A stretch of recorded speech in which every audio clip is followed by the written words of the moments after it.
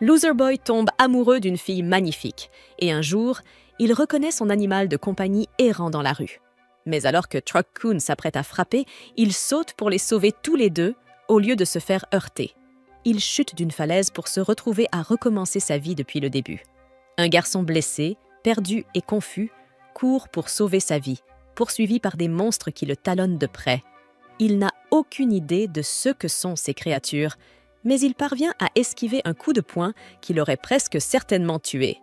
Pendant un instant, il parvient à mettre une certaine distance entre lui et les monstres, jusqu'à ce qu'une fille mystérieuse lui attrape soudainement le bras et le tire derrière un rocher. Après quelques secondes tendues, il semble que les monstres soient partis. Le garçon la remercie de l'avoir sauvée, mais remarque alors une petite créature qui passe la tête sous la robe de la fille. Quand il voit la jeune fille éclater de rire, il s'empresse de lui assurer qu'il n'a pas eu peur. En fait, il jure qu'il aurait écrasé ces monstres s'il n'avait pas été blessé. « Si c'est le cas, dit la fille, je t'attendrai pour que tu viennes me sauver la prochaine fois avec toute cette force extraordinaire. » Quand elle lui fait un clin d'œil, il tombe désespérément amoureux et, rassemblant son courage, lui prend la main et finit par lui avouer ses sentiments. Mais au moment même où il parvient à tout lui avouer, il se réveille du rêve qu'il était en train de faire. Deux gars à côté de lui se moquent, disant que ça devait être un sacré rêve, entouré d'un gang armé de battes de baseball. L'un d'eux promet que le garçon va rencontrer son créateur pour s'être pointé sur leur territoire comme s'il en était le propriétaire. Et pourtant, le garçon captif ne semble pas du tout impressionné.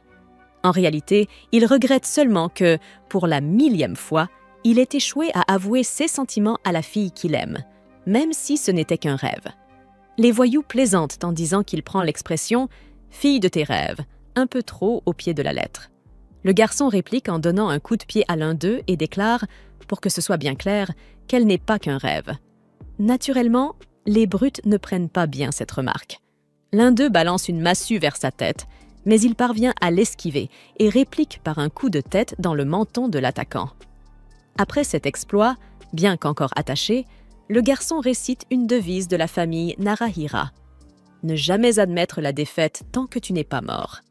Ne jamais admettre la défaite, même quand tu es mort. » En d'autres termes, Narahara Takaru ne perd jamais. Comme on pouvait s'y attendre, les assaillants foncent sur lui un par un, et même ligoté, il parvient à se défendre. Un peu plus tard, on voit Narahira s'éloigner à moto. Ayant échappé à ces minables, il se jure de tenir sa promesse pour toujours. Il retrouvera la fille qu'il aime, quoi qu'il en coûte. En chemin, il traverse la route et aperçoit la même petite créature qui appartenait à cette fille. Instantanément, il pile sur les freins, essayant de comprendre ce qui se passe. Lorsque l'animal détale plus loin sur la route, il se lance à sa poursuite. Soudain, un camion fonce droit sur l'animal, mais Narahira bondit à la dernière seconde pour le sauver, chutant lui-même sur le flanc de la montagne, au lieu d'être grièvement blessé. Il se réveille cependant dans un endroit totalement différent, et la fille dont il parlait se trouve juste là, devant lui. Souriant jusqu'aux oreilles, Narahira se présente comme le garçon qu'elle a sauvé un jour, mais la fille ne semble absolument pas savoir qui il estimate. En fait, tous deux se tiennent sur une scène, en pleine représentation, quand son petit animal tombe du ciel et atterrit en plein sur la tête de Narahira, le projetant la tête la première contre la poitrine de la pauvre fille, ce qui lui arrache un cri perçant. Dans le public, une fille aux cheveux verts éclate de rire, convaincue que cela fait partie de la pièce, mais la fille aux cheveux bleus insiste. Ça, ce n'était clairement pas prévu dans le scénario, et elle en a assez. Elle se tourne vers ceux et lui demande si ce n'est pas bien plus amusant que ces danses ennuyeuses, ce à quoi se acquiesce avec enthousiasme. Mais comme aujourd'hui est un jour spécial, il se dit qu'il devrait reprendre un peu le contrôle des choses. Il active alors un gadget dissimulé dans sa main, projetant une corde qui ligote Narahira à la scène. Même s'il admire le chaos que ce type a semé dans le spectacle, il est temps de remettre un peu d'ordre. Finalement, la fille que Narahira aime lui donne une gifle et lui ordonne de disparaître. Mis dehors, Narahira se retrouve à errer dans la rue, se demandant si la fille le déteste désormais et essayant de trouver un moyen de redresser la situation. Un peu plus loin, il aperçoit un petit garçon en train de croquer dans une brochette. Alors, Narahira s'approche pour lui demander s'ils en vendent dans les supérettes. Le gamin n'a absolument aucune idée de ce qu'il raconte. Toujours insatisfait, Narahira entre dans une boutique au hasard et tente de comprendre comment acheter quoi que ce soit dans cet endroit. Le vendeur affiche une sorte d'interface montrant la monnaie du royaume, et lorsque Narahira tente d'ouvrir son appli bancaire sur son téléphone mort, il se fait tout simplement jeter dehors. Frustré, l'étranger demande à la première personne qu'il croise où il se trouve, et l'homme lui répond « Ici, c'est Joe Set ». Sur l'allée Bojo, Denji Hyenkayo reste totalement. Narahira erre dans un quartier de la ville qui lui semble étrangement familier. Peut-être est-il revenu dans le passé, ou quelque chose du genre. Perdu dans ses pensées, il est soudain ramené à la réalité par une annonce publique. Une vague de brume noire est sur le point de s'abattre dans une minute, et tout le monde doit se rendre immédiatement à la porte d'évacuation. Pris de court, Narahira se retrouve coincé en dehors de la zone sécurisée avec une poignée d'autres personnes, tandis que la brume commence à se répandre dans les environs. C'est alors qu'il voit un enfant sur le point d'être englouti par le brouillard sombre. Instinctivement, Narahira se jette sur l'enfant pour le protéger de son propre corps. Alors que la brume les enveloppe, Narahira et l'enfant sont aspirés dans ce qui ressemble à une réalité alternative. L'enfant est totalement pétrifié, tout comme les autres autour d'eux. Désormais seul, Narahira tente de comprendre si quelqu'un est encore en vie, quand un monstre gigantesque apparaît et commence à détruire les citoyens figés. Malgré la taille et la rage de la créature, Narahira ne recule pas. Il tient bon et ordonne au monstre de les laisser tranquilles. Attiré par son audace, le géant le frappe avec une attaque dévastatrice. D'une manière ou d'une autre, Narahira survit, bien qu'il soit grièvement blessé. Il se dit qu'il ne va pas mourir aussi facilement, mais alors qu'il reprend à peine son souffle, le monstre lance une nouvelle attaque. Et une fois de plus, Narahira se retrouve face à une puissance qu'il n'a jamais connue. Mais cette fois, un robot surgit et assène un coup de poing si puissant qu'il projette le géant à plusieurs mètres de là. Impressionné, Narahira fixe ce mystérieux sauveur, bouche bée. Pendant ce temps, les opérateurs du robot essaient de comprendre comment ce garçon a pu ne pas être pétrifié, même en se tenant au cœur de la brume noire. C'est alors que le robot annonce que l'humain doit rester là où il est. Il se chargera de repousser l'Oni. Contre toute attente, Narahira reste sur place et déclare que si cette bête revient, il lui bottera les fesses lui-même. Et comme prévu, l'Oni revient à la charge, mais le robot insiste pour que le garçon reste en retrait. Puisqu'il pilote la machine à deux, Yuna appelle Atsunaga à l'action, et ensemble, ils déclenchent les 5 éléments. L'Oni fonce sur eux, prêt à attaquer, mais le robot réplique avec les 5 tonnerres, une attaque puissante qui parvient à... Tous les chiffres ont été convertis en lettres. Depuis la salle de contrôle, la fille aux cheveux bleus, qui observait toute la scène plus tôt, réalise soudain que Narahira est le même garçon qui a fait irruption sur scène. Avec la dissipation de la brume noire, les autorités arrivent pour s'occuper des blessés. Les 2 pilotes du robot s'approchent du garçon qui, d'une manière ou d'une autre, a évité d'être pétrifié, curieux de voir s'il va bien. Même après avoir été sauvé, Narahira fait preuve d'arrogance, affirmant qu'il ne faisait que gêner la raclée qu'il allait infliger au géant. Cette suffisance pousse presque Yuna à bout et elle manque de lui sauter dessus. Atsunaga intervient rapidement pour désamorcer la tension avant qu'un vrai combat n'éclate. Posant une main sur l'épaule de Narahira, il reconnaît que c'est dingue que ce garçon ait pu traverser la brume noire sans être touché. Mais cela ne signifie pas pour autant qu'il pourrait tenir tête à un Oni. Après tout, il n'est pas un Onmyoji. Avant qu'il puisse expliquer ce que cela veut dire, il est appelé ailleurs. Non loin de là, la fille que Narahira avait vue se transformer en pierre dans ses bras est belle et bien en vie, et un immense soulagement envahit son visage lorsqu'il se met à sourire. Errant dans les rues de Hyenkayo, complètement perdu, le jeune Takaru tente de se remonter le moral en se souvenant d'un vieux proverbe de la famille Narahira. « Ne pense à rien tant que tu n'as pas mangé ». C'est à ce moment-là que la fille de Seirev réapparaît, l'air contrarié maintenant qu'elle l'a reconnu. Elle le réprimande pour avoir gâché une pièce de théâtre importante, surtout que même le conseiller principal de l'empereur se trouvait dans le public. Malgré tout, elle est assez gentille pour remarquer qu'il est blessé et décide de lui venir en aide. Elle l'emmène dans un endroit où elle lui offre de la nourriture. Pendant qu'il mange, il lui raconte son histoire. Et à présent, elle a compris qu'il vient d'un autre monde. Elle est stupéfaite lorsqu'il lui explique qu'il a réussi à traverser la brume noire, chose qui n'était encore jamais arrivée. Curieux, Narahira lui demande ce que sont exactement la brume et les Oni. Un homme assis à proximité lui explique que les Oni sont les ennemis de l'humanité venus d'un autre monde et que la brume noire est un phénomène qui survient lorsque ces monstres envahissent leur monde. Devinant que Narahira doit être désespéré à l'idée de rentrer chez lui, la fille lui dit qu'un Onmyoji pourrait probablement y parvenir. Mais Narahira se moque de cette idée, surtout parce qu'il n'aimait pas Atsunaga ni Yuna. L'homme à côté en prend ombrage et explique que ce sont les Onmyoji qui protègent encore la ville. Ce sont eux qui contrôlent les Shikigami. Une autre femme ajoute que le chef des « entouré par les ombres de la nuit ». Pensant que le moment est parfait, il sort dehors, applaudit pour saluer sa performance, et elle se contente de lui sourire en lui demandant s'ils se sont déjà rencontrés. Narahira répond que oui, et lui rappelle qu'il lui a promis de devenir plus fort afin de pouvoir la protéger. Elle lui promet de ne pas oublier une chose aussi importante la prochaine fois et se présente enfin sous le nom de Tsukimiya. Au matin, le deuxième jour du festival, Narahira aide à quelques corvées lorsqu'il aperçoit le messager du conseiller impérial s'approcher du même homme venu à cause de ce qui s'est passé la veille.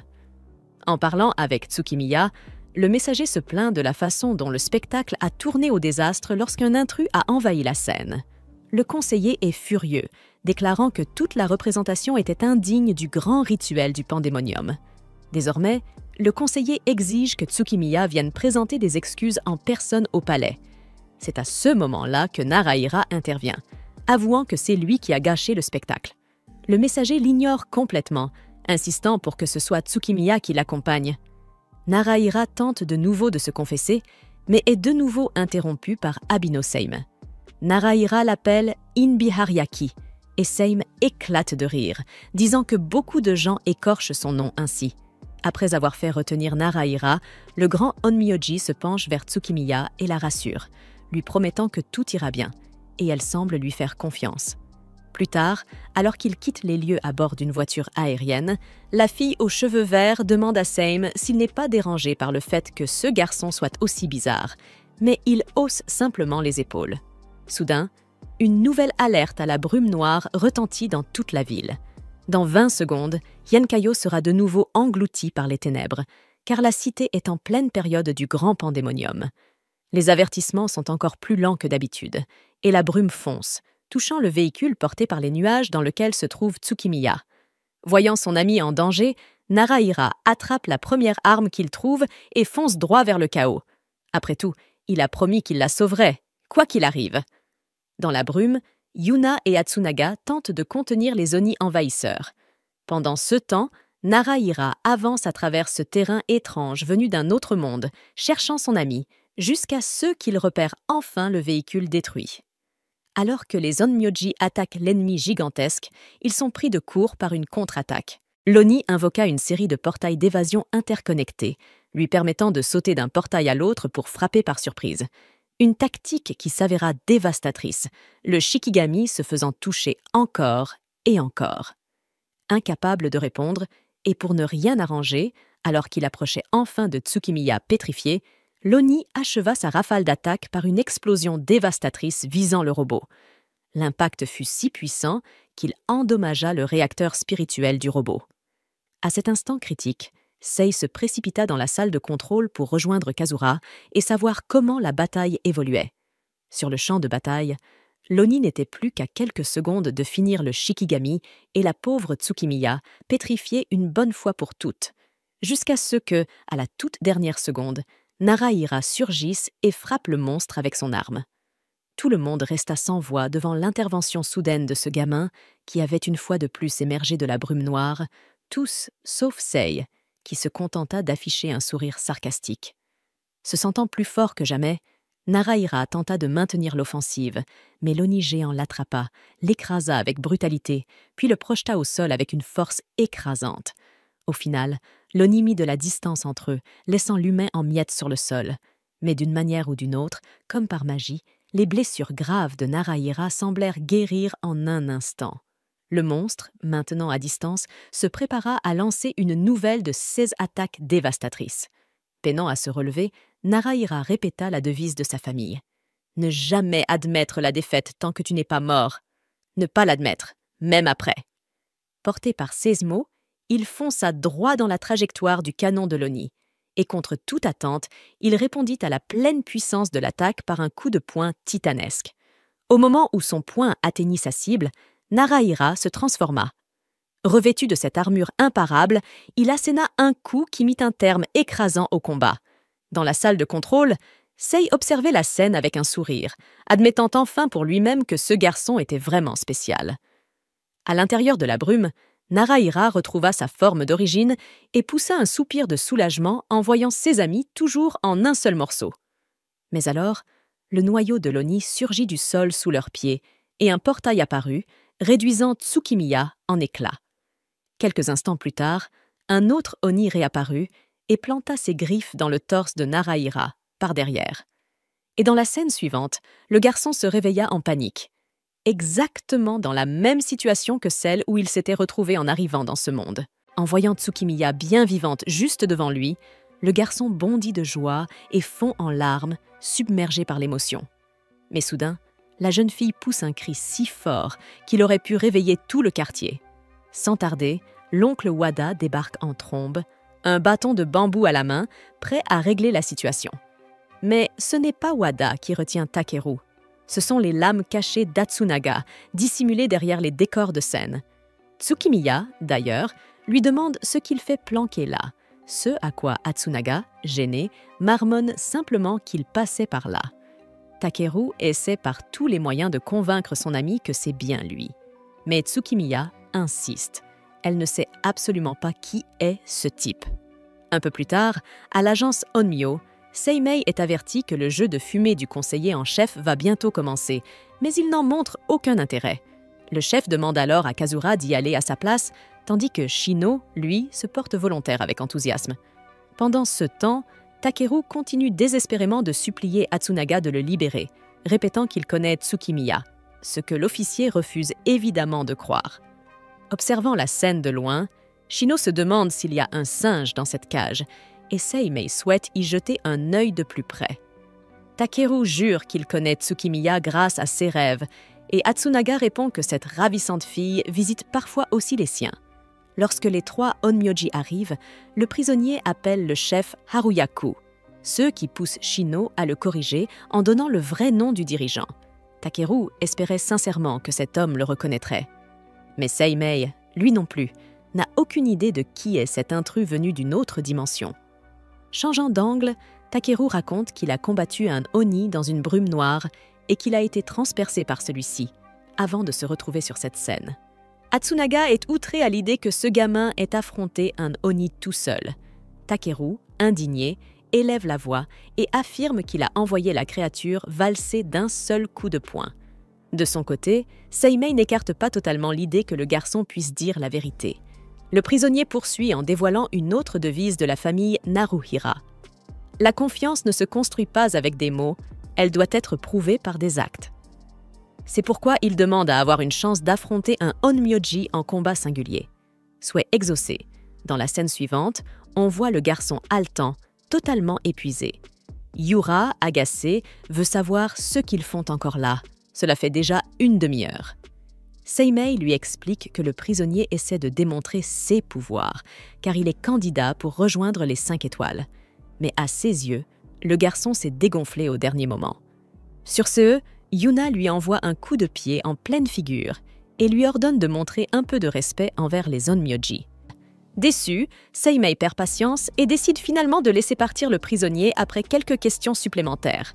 Dans la scène suivante, on retrouve Takeru courant comme un fou à travers la ville, entièrement bandé, avant de s'arrêter net en voyant l'endroit où la scène du festival devrait se trouver.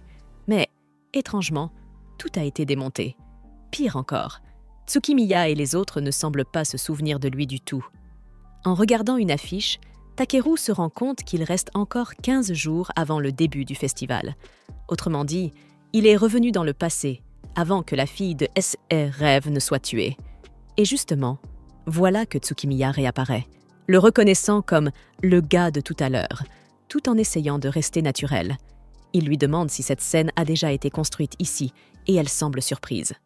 Selon elle, cette structure existe depuis plus d'un siècle, bâtie pour chaque grand pandémonium du centenaire. Concernant l'événement lui-même, elle explique que le conseiller principal de l'empereur assistera à la toute première représentation. Takeru se rappelle de qui il s'agit et lui demande quand il est censé arriver. Tsukimiya répond « Dans 15 jours ». Et c'est à ce moment-là que tout fait sens pour Takeru. Il jure qu'il fera tout ce qu'il faut pour la protéger. En s'éloignant, il comprend qu'il est bel et bien revenu avant ce jour fatidique. Tsukimiya est morte le jour où le conseiller est venu assister au spectacle. Cela signifie que Takeru a exactement 2 semaines pour devenir assez fort et empêcher que cela ne se reproduise. Déterminé, il se rend aussitôt auprès du prétendu Haruyaku pour lui demander de lui enseigner tout ce qu'il y a à savoir sur l'art des onmyoji. Après tout, le chef des pilotes serait sûrement intéressé par un garçon qui a vaincu un Oni à main nue. S'allier à lui pourrait être un véritable atout. Kazura, cependant, l'accuse de fanfaronner, surtout après s'être couvert de ridicule plus tôt. Seimei, lui aussi, s'interroge sur la source de la confiance du garçon. Malgré cela, il accepte de l'aider. Il fallait du courage pour revenir après l'humiliation qu'il a subie, et c'est une qualité que le chef admire sincèrement. En contrepartie, Takeru n'a maintenant qu'une semaine pour prouver qu'il n'est pas un imposteur. Pas une minute à perdre. Dès le lendemain, Kazura commence à lui enseigner que les techniques Onmyo consistent à canaliser l'énergie spirituelle pour convertir les 5 éléments, l'eau, le bois, le feu, le métal et la terre, afin de produire toutes sortes d'effets. Oui, presque tout le monde naît avec une certaine énergie spirituelle, mais seules les personnes dotées d'un véritable don peuvent maîtriser ces techniques, et cela demande des années d'entraînement assidu. Après plusieurs heures de cours, Takeru et Shino n'en peuvent déjà plus. L'envahisseur interrompt la leçon pour demander comment on utilise ce fameux astérisque Shikigami astérisque. Kazura lui présente alors la poupée astérisque God Eye astérisque, un support d'entraînement spirituel. Si Takeru veut contrôler un astérisque Shikigami astérisque, il doit canaliser son énergie spirituelle et faire se lever la poupée astérisque God Eye astérisque. Pour faire la démonstration, Kazura concentre son pouvoir spirituel dans son gant de divination et fait bouger la poupée. Après cela, Takeru se retrouve seul avec la poupée qu'il n'aura le droit d'appeler « maître » que lorsqu'il parviendra à la faire bouger.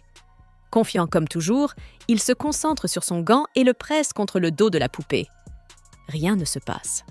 Des heures plus tard, toujours dehors devant la salle de classe, il continue d'essayer, de plus en plus frustré à chaque échec. Atsunaga le trouve dans la cour et lui demande pourquoi il est revenu alors qu'il était déjà libre de partir. Même s'il reconnaît que l'histoire de Takeru est difficile à croire, le pilote est intrigué. Qu'est-ce qui pousse ce garçon à vouloir se prouver à ce point? Takeru, quant à lui, répond que cela n'a plus d'importance. Tout ce qui compte maintenant, c'est devenir plus fort pour pouvoir protéger ce qui est précieux à ses yeux.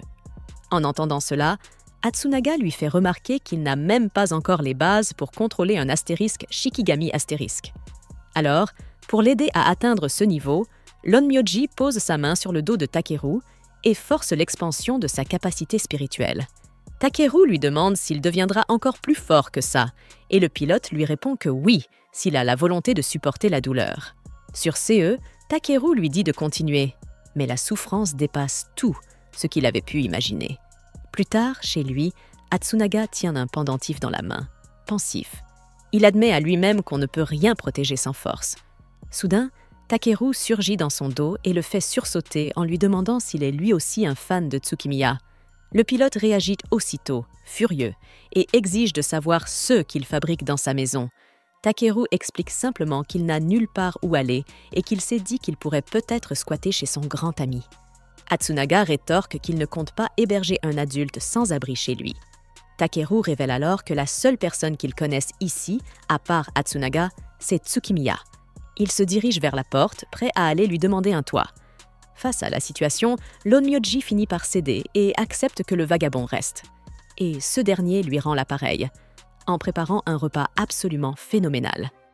Assise à table, Yura se demande à voix haute pourquoi elle a été invitée.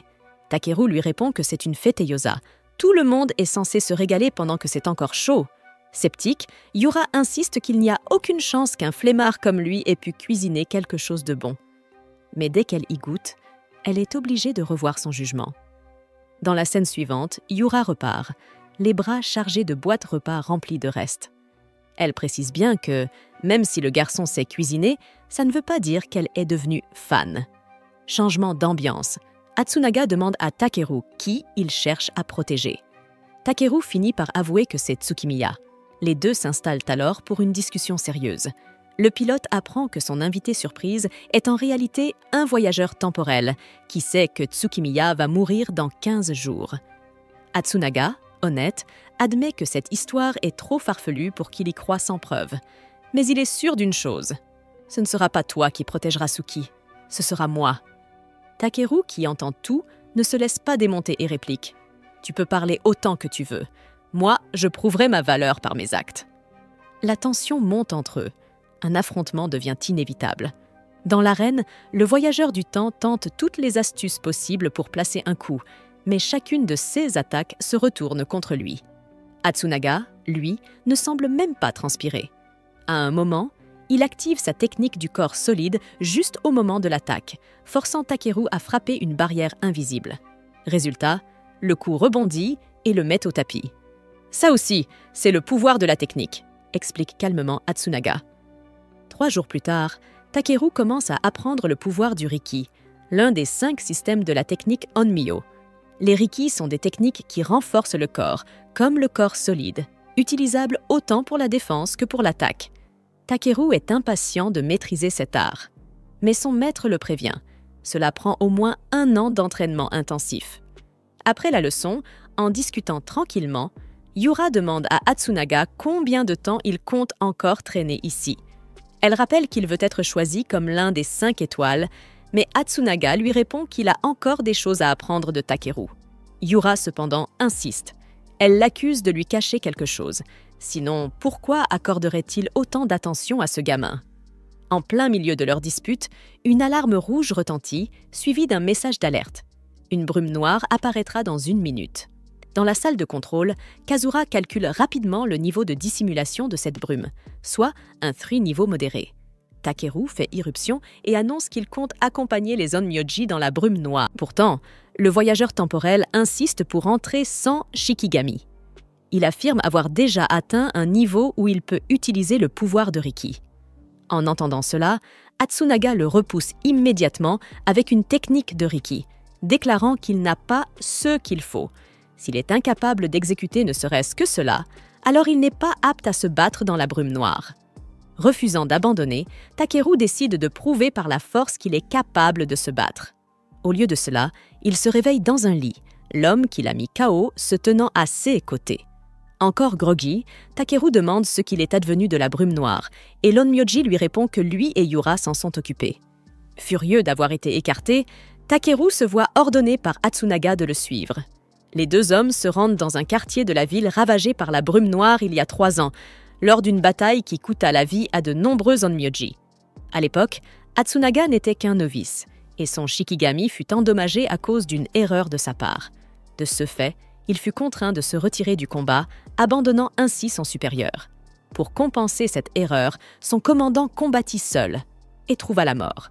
Atsunaga explique que, dans la brume noire, si l'on perd une bataille, des choses qui ont toujours existé peuvent disparaître en un instant. Et si l'on entre sans être préparé, on risque de tout perdre. Le devoir d'un Onmyoji est de risquer sa propre vie pour détruire les Oni. Et autant Takeru prétend avoir quelqu'un à protéger, autant Atsunaga en a lui aussi. Alors si le gamin se met en travers de sa route, le pilote n'aura aucune pitié. Non loin de là, Yura surprend leur conversation. Cette nuit-là, Takeru s'isole, bouillonnant de rage face à tout ce qu'il a entendu. 1 semaine après l'accord conclu entre Takeru et Seimei, le chef des Onmyoji est informé que l'intrus s'est enfui.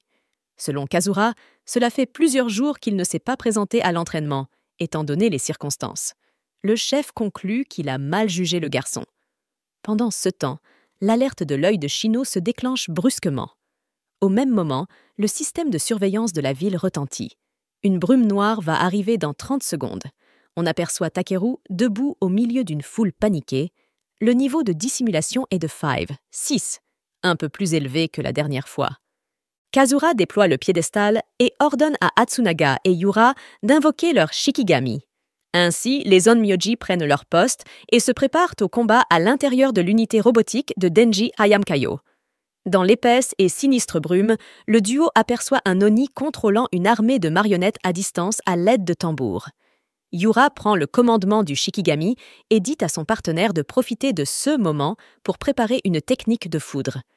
Yura lança sa vision de prémonition, anticipant chaque mouvement et éliminant un à un les pantins ennemis à mesure qu'ils s'approchaient. En observant cette démonstration de talent, Kazura ne put s'empêcher de murmurer « Voilà une véritable candidate pour les 5 étoiles ». Au même instant, Atsunaga préparait son pouvoir de foudre, mais juste avant de le libérer, il fut surpris par une charge soudaine de l'Oni. La créature arracha le Shikigami à ses côtés et frappa avec une telle violence que Yura fut projeté hors de la brume noire, laissant Atsunaga seul sur le champ de bataille. Ce coup fut si puissant qu'il affaiblit considérablement son énergie spirituelle. Depuis la salle de commandement, l'ordre était clair. Atsunaga devait se replier, mais toute retraite était impossible. Les pantins ennemis bloquaient chaque issue. Face à une situation désespérée, l'officier murmura une seule phrase. Un esprit dédié à un serment. En entendant ces mots, les opérateurs de la salle de contrôle restèrent bouche bée. Atsunaga allait-il vraiment aller jusqu'au bout? Mais l'homme était prêt à tout risquer pour protéger Denji. Invoquant toute la puissance du dieu de la foudre, il lança une attaque dévastatrice, tandis que l'Oni fonçait droit sur lui. C'est à ce moment précis que Takeru surgit, utilisant sa technique du corps solide pour repousser Atsunaga sur le côté, puis il décocha un coup de poing si puissant à l'Oni que la créature fut projetée comme une balle de baseball. Un silence saisissant tomba dans la pièce, chacun stupéfait par la force brute que Takeru venait de démontrer. Sans se laisser troubler, il répéta la devise de sa famille. La confiance se gagne par les actes, non par les mots. Impressionné, Atsunaga l'invita à monter à l'intérieur du Shikigami, expliquant que lorsque 2 personnes combattent en parfaite harmonie, le véritable pouvoir du robot peut enfin se révéler. Takeru n'hésita pas une seconde. Il sauta à l'intérieur et tous deux se synchronisèrent parfaitement, répondant aux vagues de pantins de l'Oni comme s'ils ne formaient qu'un seul être. Quand vint le moment de contre-attaquer, Takeru libéra une puissance si écrasante à travers le Shikigami que l'apparence même de la machine se transforma, devenant une version plus monstrueuse encore. D'un coup foudroyant, le duo asséna un coup final à l'Oni, mettant fin au combat en un instant. La brutalité de l'attaque laissa tout le monde sans voix. La bataille remportée, Takeru sortit de la brume noire aux côtés de son nouveau partenaire et ne put s'empêcher de taquiner Yura, ce qui lui valut aussitôt un coup de pied tournoyant en plein visage. Seimei rappela rapidement que les combats entre Onmyoji étaient interdits, mais Yura haussa simplement les épaules, soulignant que ce gamin n'en était pas un de toute façon. Et sur ces mots, le chef se tourne.